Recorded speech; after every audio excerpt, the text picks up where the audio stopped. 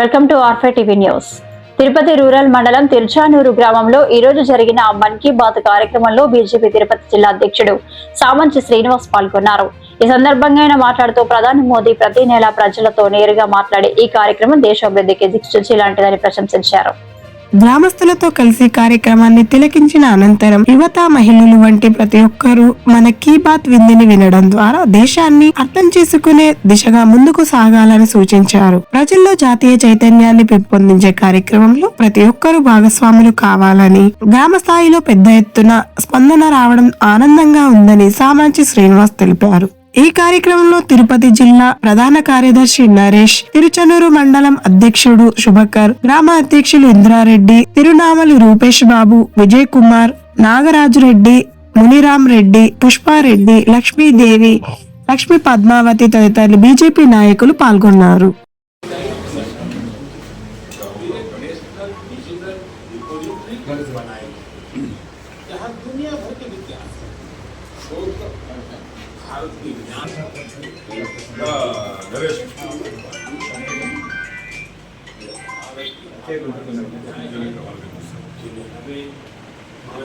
ఒక్కసారి ఇటు చూడండి.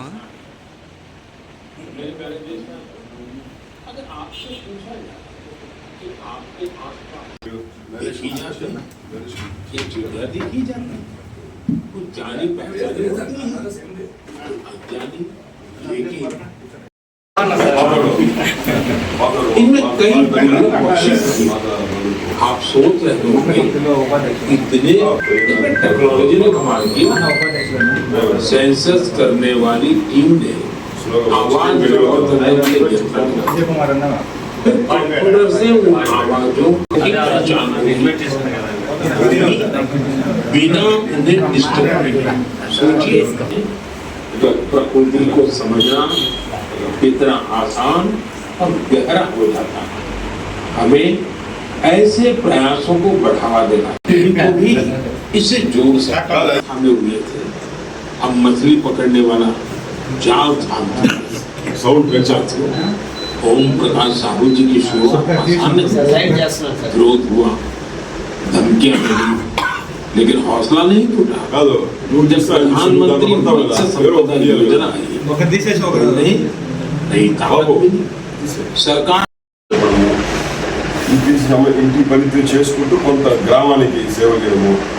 ఒక డాక్టర్ కుటుంబం మధ్యలో నెల వెళ్ళి వాళ్ళ సొంత డబ్బులతో గ్రామంలో ఉండేటువంటి మొత్తం చెత్త చెదారం అంతా కూడా క్లీన్ చేస్తారు. ఇద్దరు పిల్లలు వాళ్ళ గురించి కూడా చెప్పారు. అట్లా సైంటిస్టుల గురించి ఇక్కడ వెదరమైన ఒక పిల్లోడు ఉండేవాడు, ప్రవీణ్ కదా, ఆయన గురించి ప్రణీత్ మనకు ఎవరికి తెలియదు. ప్రధానమంత్రి గారు మన్ కీ బాత్లో చెప్పారు. ఒక అబ్బాయి ఏంటంటే స్టూడెంట్ ఇంజనీరింగ్ చేశాడు. ఈ వాతావరణం పైన రీసెర్చ్ చేసి ఎప్పుడు వర్షం పడుతుంది, ఎంత వర్షం పడుతుంది, ఏ ప్రాంతంలో పడుతుంది, ఆ వర్షం యొక్క తీవ్రత ఏందని వెదర్ మ్యాన్ పేరుతో ఫోర్కాస్ట్ అంటే వాతావరణాన్ని గురించి ముందే చెప్పేవాడు.